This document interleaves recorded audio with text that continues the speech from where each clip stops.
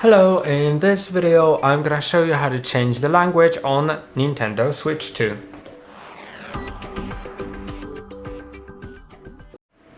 To do it, go to the settings, then scroll all the way down to System, and now you'll be able to find the language right here. Now you can set it to whatever you like, although the options, there's not too many options. The choice is quite limited, although you can choose the one you like. Then you'll need to restart the console.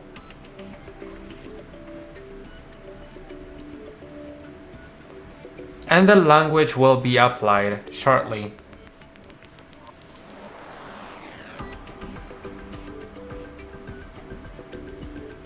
As you can see, it's done. That's all for today. Don't forget to like and subscribe, and see you in the next one.